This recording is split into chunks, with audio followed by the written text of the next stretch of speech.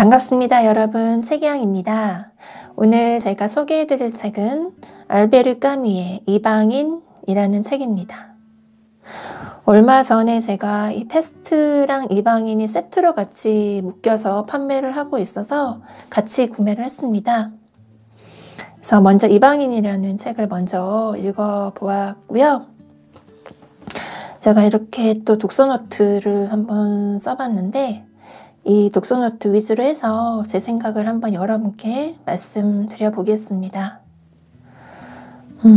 이방인이라는 책은 그 제목은 처음 들었어요. 알베르 까뮈의 패스트는 워낙 유명해서 알고 있었는데 이방인이라는 작품이 있었다는 것은 저는 몰랐었고, 그래서 제목이 뭔가 굉장히 슬픈 느낌이 들어서 어떤 책일까 궁금해서 이제 먼저 읽어봤는데, 제가 이 책을 그 구정쯤에 읽었는데 저희 엄마 산소에 가면서 가는 길에 읽으려고 이 책을 들고 나갔었거든요. 근데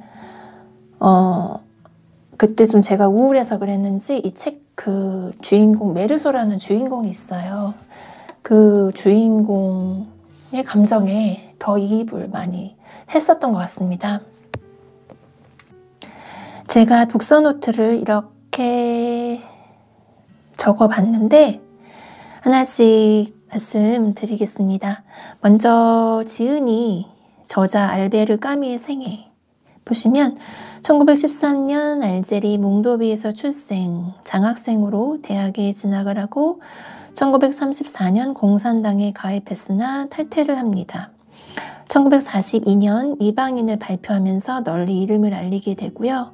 그 이후로 시지프 신화, 칼리굴라 등 발표하면서 왕성한 작품 활동을 합니다. 1947년 패스트를 발표하면서 비평가상을 수상하게 되고 44살에 노벨 문학상을 수상합니다. 그리고 1960년에 교통사고로 사망을 했습니다. 그 주인공 이름이 메르소인데요. 예, 메르소를 중심으로 인물이 이렇게 어머니, 그리고 연인 마리, 그리고 그 외 주변 인물들 이렇게 인물들 위주로 제가 간단하게 정리를 해봤어요. 너무 또 자세하게 알려드리면 혹시 읽으실 분들한테 또 재미없을 수 있기 때문에 이렇게 제가 제 느낌 위주로 한번 말씀을 드리면, 책의 첫 문장이 오늘 엄마가 죽었다 이렇게 시작을 합니다. 그래서 양로원에 계시는 엄마가 돌아가시면서 시작이 되고 양로원에서 치러주는 장례식에 참석을 하러 가는데 이제 가서 도착해서도 어머니의 시신을 보지 않고 장례를 치릅니다. 어머니의 죽음 앞에서도 눈물도 보이지 않고 슬퍼하는 기색도 없이 그렇게 메르소는 묘사가 되어 있습니다. 그 다음에 마리라는 이름의 연인이 나옵니다. 이 마리와는 그 이전에 이제 직장에서 알고 있는 사이였는데 어머니의 죽음 이후에 다시 우연하게 만나게 되면서 함께 바다에서 수영하고 함께 밥을 먹고 함께 사랑을 나누지만 사랑한다고 말하거나 사랑의 감정을 느끼지는 않습니다. 하지만 메르소는 마리가 원한다면 결혼하겠다고 말은 합니다. 그 다음에 메르소와 같은 층에 살고 있는 이웃에 대해서 나오는데 살라마노 영감, 그리고 같은 또래의 그 이웃 남자 레몽이라는 인물이 나옵니다.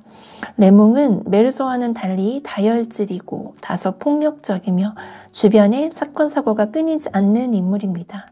그래서 이 이후의 내용에 대해서는 제가 독서노트를 쓰지는 않았어요. 이 이후의 내용은 이 레몽이라는 남자의 그 복잡하고 치정에 얽힌 인간관계에 이 주인공이 연루가 되면서 이 주인공이 이제 살인을 저지르게 되거든요. 그래서 살인을 저지르고 경찰에 붙잡히고 감옥에 수감이 되고 그 다음 재판을 받고 이런 그 내용에 대해서 쭉 이제 내용이 전개가 되는데, 제가 결말을 말씀드리지는 않겠지만 이 책을 읽은 저의 느낌은 처음부터 끝까지 굉장히 우울한 느낌이 들었고요. 그리고 저자가 왜 책 제목을 이방인으로 지었을까 생각해 보니까 주인공 메르소가 그 시대에 적응을 잘하지 못하거든요.